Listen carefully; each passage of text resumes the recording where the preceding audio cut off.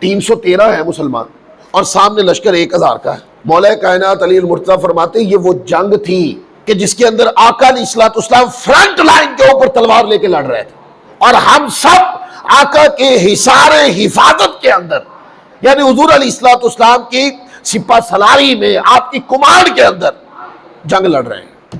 جو فلمیں بنائی جا رہی ہیں، پتہ کروا لیتا ہوں میں، جو دی میسیج نام کی فلم بنائی گئی ہے، اس کے اندر جنگ بدر کا جو نقشہ دکھایا گیا ہے، اس میں تو آقا علیہ السلام کی ذات اقدس کو بالکل ختم کر دیا گیا۔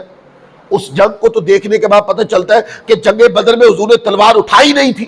لوگ سٹوریاں دیکھتے ہیں، ان سٹوریوں کے اندر آقا علیہ السلام کی سیرت طیبہ پہ جو شب خون مارا گیا اس کو لوگ نہیں غور میں لاتے۔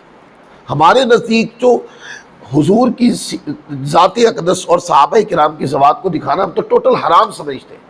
ان فلموں کی معلوم نہیں کس طرح کے بد کردار کریکٹر ہوتے ہیں جو اتنے پاک لوگوں کی صورتیں بناتے ہیں۔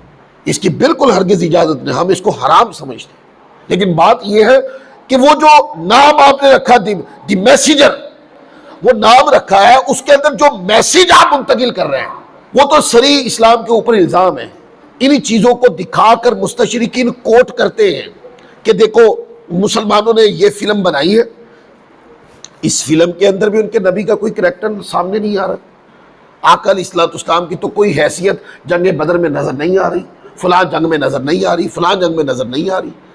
آپ نے جس بنیاد پر بھی وہ کریکٹر نہیں دکھایا یا نہیں بنایا، اور بنانا بھی نہیں چاہیے، آپ کو کوئی بھی کریکٹر نہیں بنانا چاہیے، لیکن سوال یہ ہے کہ وہ کر کے آپ سیرت طیبہ کے اوپر جو شب خون بروا رہے ہیں، آپ کو پتہ دین کا کتنا نقصان ہو رہا ہے۔